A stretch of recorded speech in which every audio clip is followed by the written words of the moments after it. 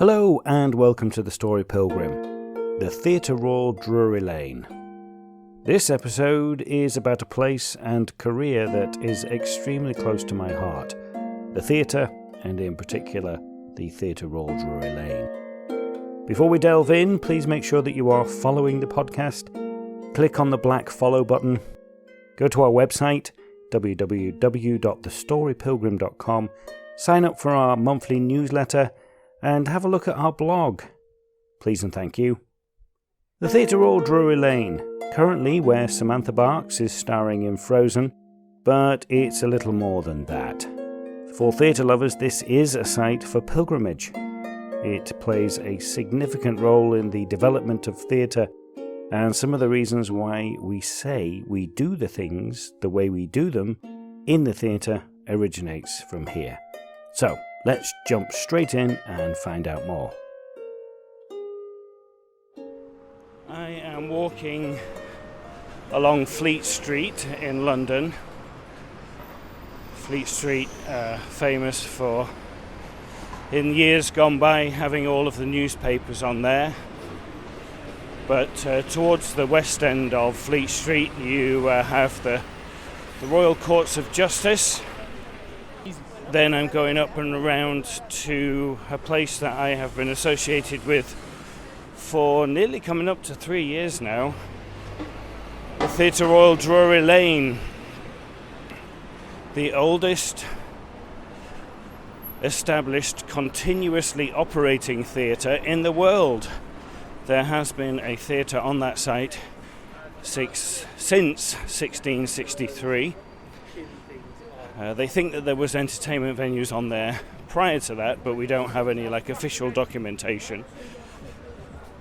King Charles II came back from his exile in France in 1660 after the Puritans had been kicked out, and he reinstated theatre as the Puritans had put a stop to any entertainment. They banned entertainment. They demolished a lot of the theatres, burnt a lot of them to the ground. But the Puritans go over to America, and King Charles II comes back, and in 1663 he grants 2 royal patents. The first is to a gentleman called William Davenant, and he builds the predecessor to the Royal Opera House. And then the second one, as I said, was to a gentleman called Thomas Killigrew, who built the first Theatre Royal. Now his theatre in 1663 was called the Theatre Royal Bridges Street.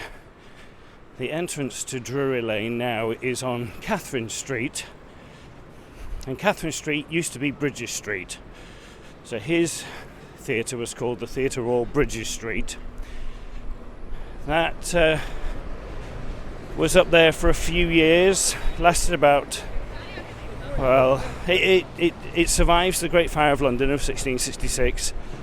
1674 it does burn down, and so the first theatre was very much like the Globe. It was round, it was wooden, it was open, it had about 400 seats.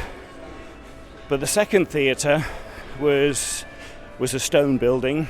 It had about 2,000 seats. It was up in 1674. They think it was designed by Christopher Wren, but there's no actual official documentation saying that Wren designed it, but it has a lot of his hallmarks. And that was the first theatre to actually have its entrance on Drury Lane. So they called it the Theatre Royal That Is On Drury Lane. Doesn't exactly trip off the tongue, does it? But no, they changed the name to Theatre Royal Drury Lane in 1709, and that's what it's been known ever since. It's been plagued with a lot of fires. It burnt down. Well, it started to crumble down. The third owner, Richard Sheridan, he bought the building in 1778. By the 1790s, it was really getting into quite a bit of disrepair. But also Covent Garden was coming in an area thriving for trade and for theatre. So Richard, he saw the potential for much larger audiences. So 1791, he knocks down Wren's building because it really had gone past a state of repair. And he puts up this huge, massive structure, this really big theatre, 3,600 seats.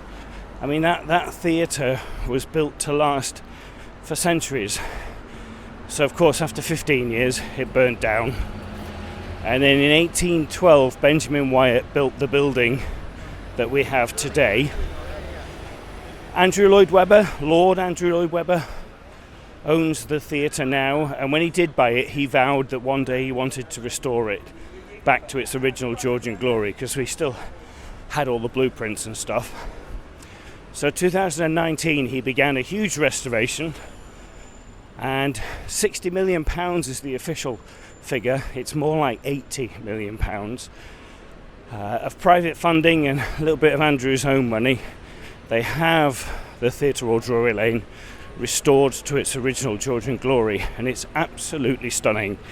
It's a beautiful theatre. I give the tours around it when I can. I have to run across and try and get across Kingsway before the traffic lights change. So I'm just going to take you round it. If you know me and you're ever in London, or you are in London and you want to come on a tour, just give me a shout, because there is a ton of history there. There is a ton of stories, and it pretty much is the reason. There's a lot of things that have been developed in this theatre, which basically is why we have theatre the way we have it today. Moving scenery, regular rehearsal, naturalistic acting, all started here because of the people that were involved with it. People like David Garrick, Richard Sheridan, Sarah Siddons, Ira Aldridge, Charles Macklin, and in more modern times, we got Andrew Lloyd Webber. I'll talk about a few of those people as I take you around the building. Lovely to hear the bells of St Clement Danes Church, a church designed by Sir Christopher Wren.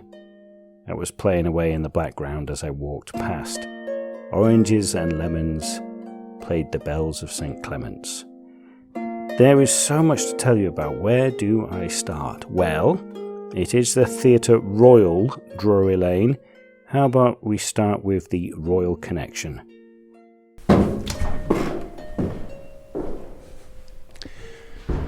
So here I am in the Royal Retiring Room. If any royalty come, this is their private area where they can just let down their guard. There's a double door and then another single door which goes out to the Royal Box. Every reigning British monarch since 1812, bar one, has retired in this room when they were the monarch. The one is King Charles. He hasn't been here since he's been made king, but he has obviously been here as the Prince of Wales many, many times. There's stories of Diana being in here with a young William and Harry, and them throwing ice creams at each other. There's a wonderful painting in here of June, actress, singer, dancer, painted by Herbert Draper. June was an actor here, and sadly, she was in her early teenage years. She fell underneath the stage and fell into the workings of the hydraulic lifts and stuff, and she died underneath the stage. So there's a little dedication to her here. And then there's a wonderful painting here by G.D. Leslie called Fortunes. It's a beautiful painting. It's one of my favourites. It's just of some ladies and children sat by a little stream. There's a lady dropping flowers into the stream. And Andrew bought that in 2019, I think for about £230,000. There's a genuine Waterford crystal chandelier in here, which is worth about $250,000. But yeah, talking about us being the only theatre in the world to have two royal boxes, George III came here a lot while he could. He loved all of the theatre here. And one evening, the story goes that he was waiting for a production to begin, and his son, the Prince Regent, who was later to become George IV, walks in drunk as a skunk.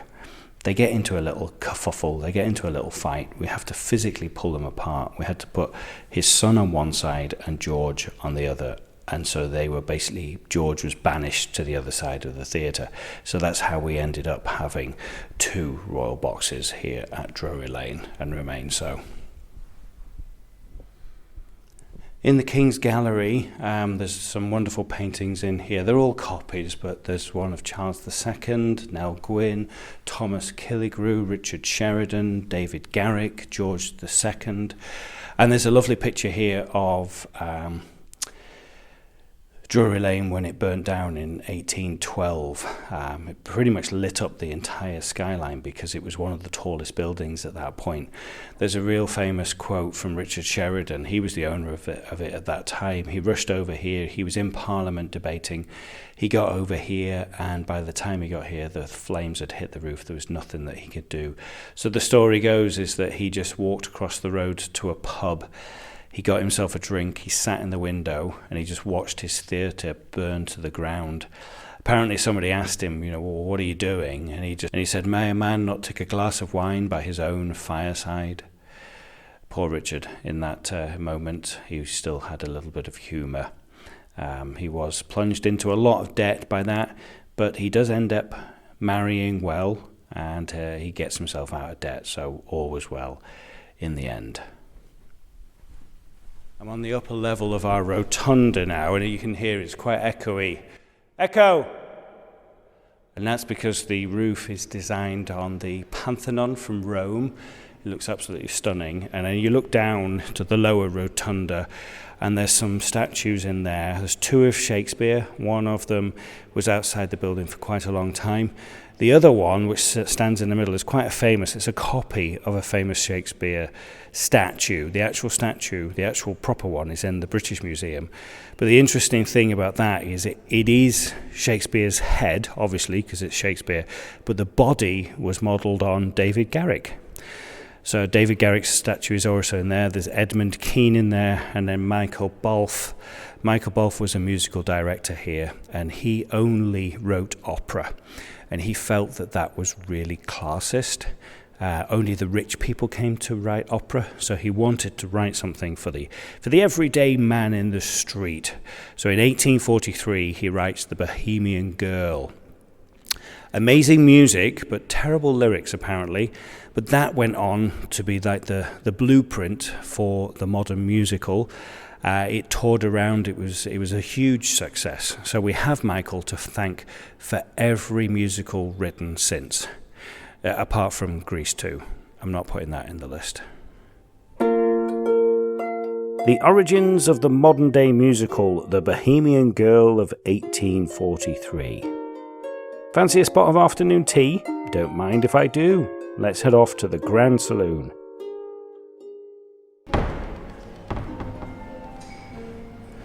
So I'm now in our Grand Saloon. This is one of my favourite areas of Drury Lane. It's absolutely beautiful. There's 3 big chandeliers in here with 2 rooms off the either end of it. The Richard Rogers room and the Oscar Hammerstein room. I come down towards the Richard Rogers room because here in the corner is a bust. There's busts in all the corners, but there's a bust of Ira Aldridge. Now, I always like to point him out when I take people around because not many people know who Ira Aldridge is. His dates are on the plinth here, 1807 to 1867. Ira was an African-American actor during those times, and he was the first black actor to ever play Othello. Now, Edmund Kean was playing Othello at the Covent Garden Theatre when he became very sick and he died at the age of 45.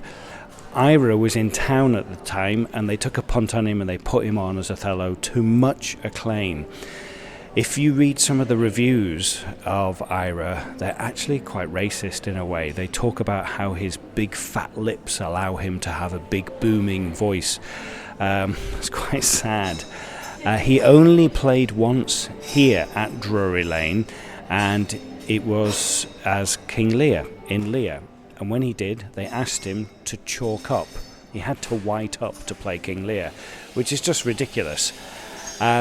He ends up in Poland in a pauper's grave because people just get very, very upset about him because of the colour of his skin. And we talk about today how diversity and inclusivity is so important. Imagine what it was like for Ira in the 1800s.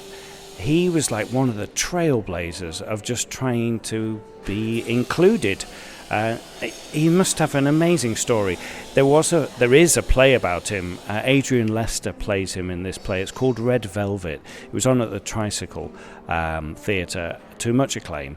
I think Ira's history needs to be pulled out there. So Adrian, if you're listening, Denzel Washington, if you're listening, Idris Elba, if you're listening, please play him in a movie because his story really needs to get put out there. So important. If I come out from the Grand Saloon and come round the back of the area, we come to an area, a corridor, side of the auditorium.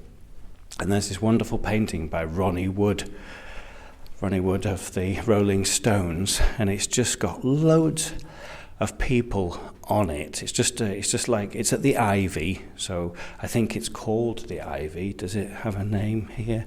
Yeah, the Ivy, Ronnie Wood 2000, and it just has a load of celebrities. So if I just Des Lynam, Melvin Bragg, Naomi Campbell, Eddie Jordan, Elaine Page, Michael Parkinson, Bill Kenwright, Tom Stoppard, Mick Jagger, Louise Fennell, Charlie Watts, Keith Richards, Jimmy White, Jane Britt, David Furnish, Don Black, Elton John, Michael White, Alan Yentob, Kate Moss, Afghan Mystery,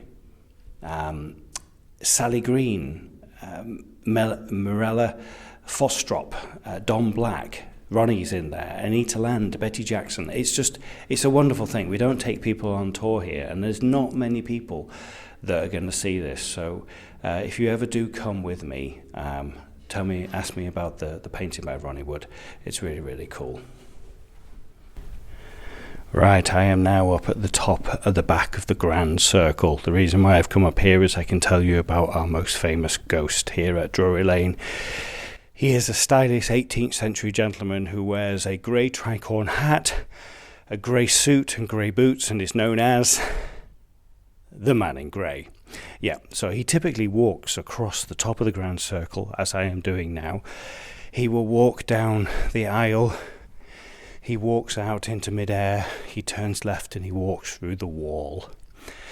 Now, in 1847, we were doing a restoration of the inside of the building for the first time, and they wanted to knock a hole in the wall over there in the auditorium to put a door in.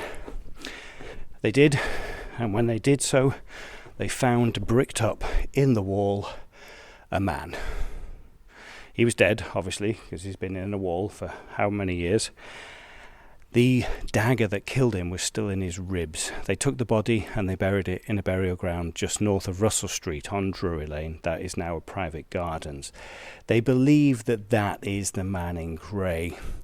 He is supposed to be seen when he likes a production. So in 1999, the entire cast of Miss Saigon, all 53 of them, were giving their second bow of a matinee, and they all report seeing him sat in seat D1. I'm right next to D1 right now. All 53 of them said that they saw him sat there. He's been seen by members of the audience, members of the cast, members of the crew, and the rumour goes, like I said, he is only seen when he likes a performance. A lot for Miss Saigon, a lot for Charlie and the Chocolate Factory. Hasn't been seen yet for Frozen. Ira Aldridge, Ronnie Wood, and the Man in Grey. Such a diverse collection of stories, and I'm barely scratching the surface. Can you believe that about finding a dead man bricked up in a wall? It is a true story. Now, let's head down to one of the oldest parts of the theatre, the substage underneath the stage. So back down, and if I go in here, I can go underneath the stage. The underneath stage area is on 2 levels. It goes down 40 feet. I'm up on the upper level now. The orchestra pit is right in front of us. That has been doubled in size. Yeah, it's pretty big.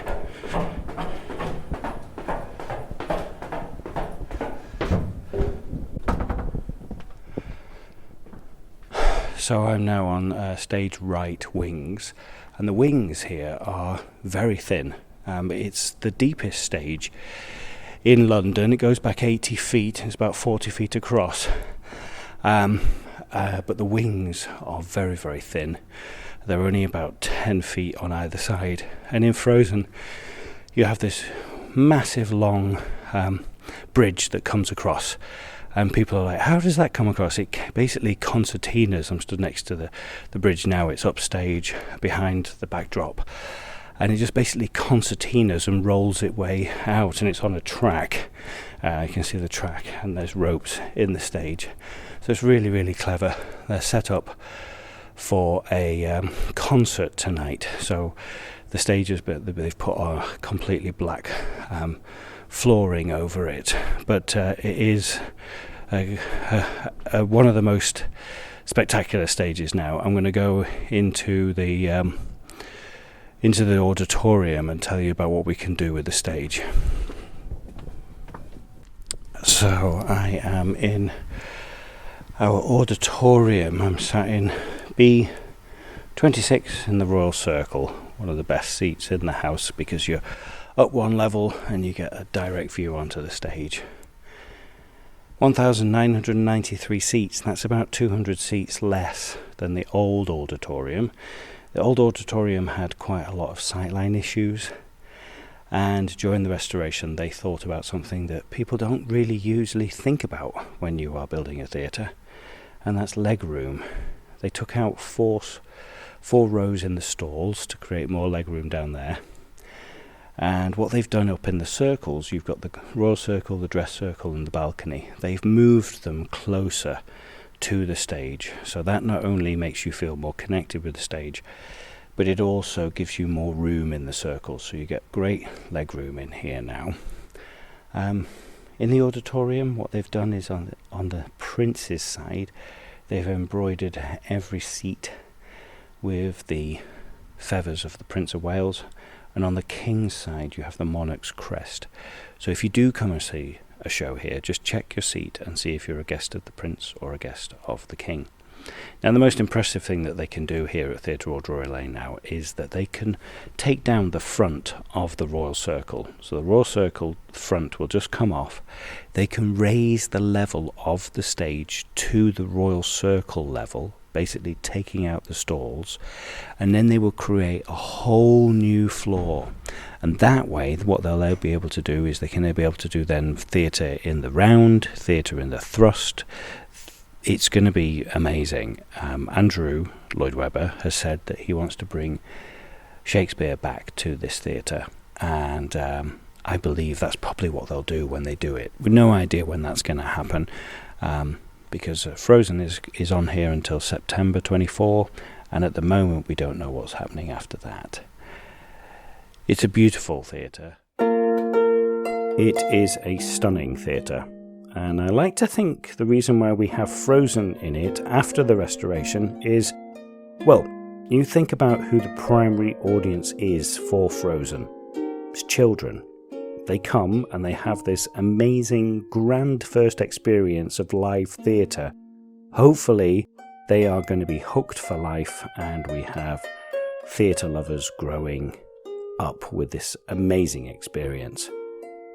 Shall we get back to our theatre history lesson? Come on then.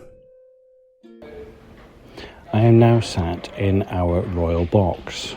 It is a Friday, and they are getting ready for an evening performance. It's about 1:45, so they're clearing the stage, they're testing the lights, they are testing the sound, they're clearing it up from all that happened last night. Now, the reason why I'm in the royal box, I've mentioned about how we are the only theatre in the world to have 2 royal boxes.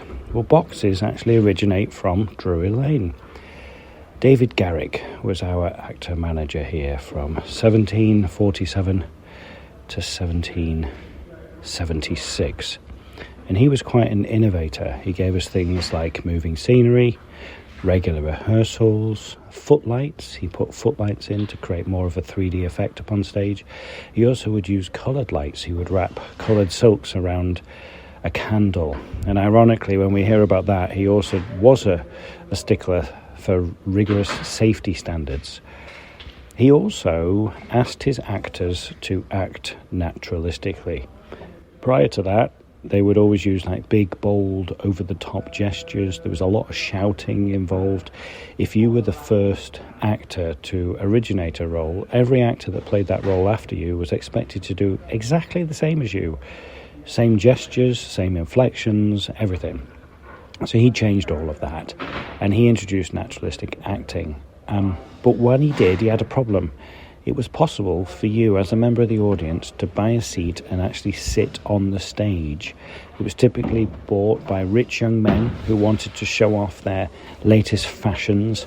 They didn't have TikTok or Instagram back in those days, so their social media was buying a seat on a stage and showing off in front of the entire audience. Now, when David introduced naturalistic acting, he said, well, you can't stay there because you're not part of my play. So he created, as a concession, areas on the side of the stage, boxes where people could still see them.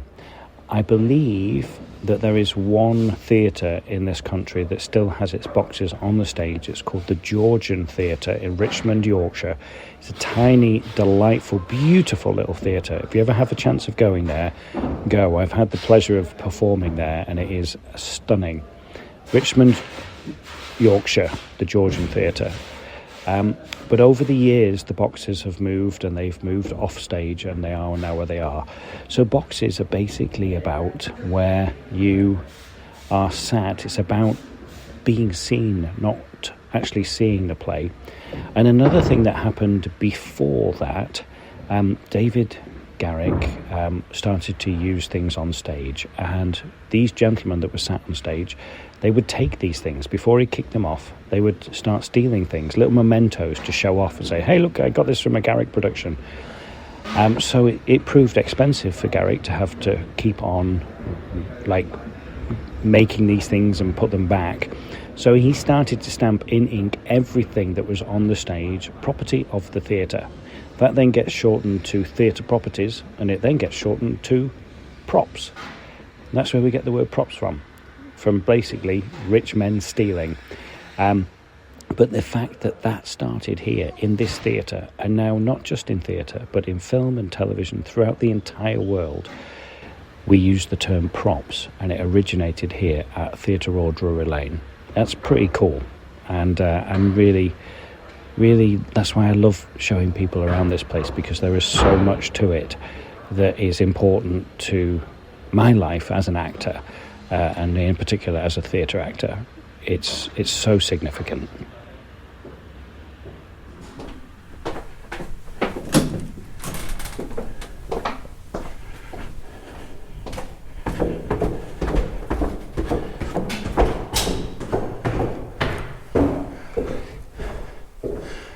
So I am now down in our tunnel, which for a very long time was the only way when a performance was on for you to get from one side of the stage to the other.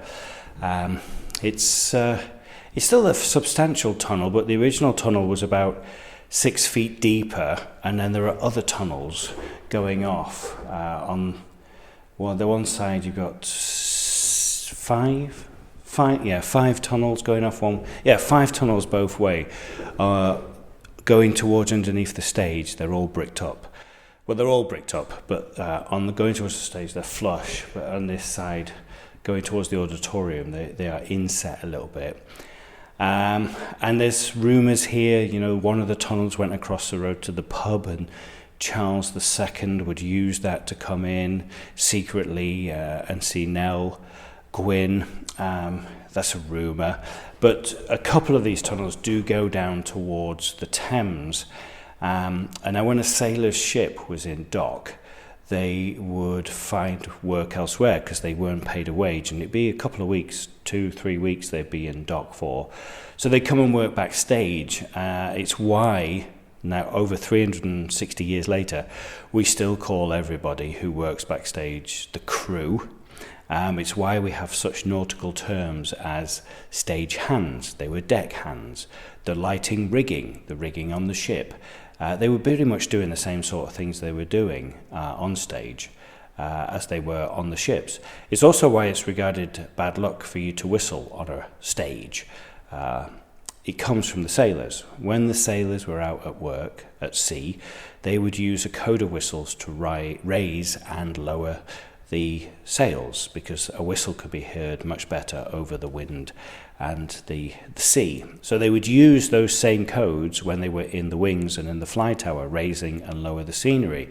So if you're an actor on stage and you just happen to whistle one of those codes, it is going to mean they're just going to drop a ton of scenery in. It's going to come down, hit you on the head, and not very good circumstances there. In this tunnel we have a wonderful lighting effect here with these just wonderful lights. There's 5 of them just hanging down, and we talk about some of our ghosts here. Particularly we talk about Charles Macklin and Dan Leno. And when we mention their names, the one light at the end of the tunnel, sometimes, not all the time, will just flicker, particularly when you mention their name. It's not flickering at the moment. It is dimmer than all the others. That might just be because it's an older bulb. But it will flicker when you mention their names. And a couple of times it just completely goes out. Just the one. It's really weird. So there are things happening in this theatre that you just don't have an explanation for. Somebody, when I was getting ready for this, like 2.5 years ago, when I was rehearsing, I was in the rotunda area. I was on my own, there was nobody near me, and I genuinely heard somebody whisper Darren in my ear, Darren. And there was nobody there. And one of the ghosts, Charles Macklin, is supposed to shout out people's names because he knew everybody in the theatre. So that didn't happen in this area, it happened out in the rotunda area. But yeah, our tunnel, the oldest part of the building. The Theatre Royal Drury Lane, 361 years of theatrical history. It's a history where modern theatre began. It is a gem in the world of theatre, and I highly recommend you pay it a visit. Whether you live in London or you're visiting, come down and say hi. Frozen is playing until September 2024, and rumour has it that after that it will be a series of one-off concerts up until Christmas, and then it will be White Christmas. But all of that is just a rumour at the moment. The story programme was written and performed, produced by me, Darren Hill. Anya Backer played the original music on the wonderful Sean the Harp. Please remember to like this podcast, click on that follow button so you make sure that you never miss an episode. Sign up for our newsletter, find us on social media, just search The Story Pilgrim. Thank you for joining us. Keep listening, and buen camino.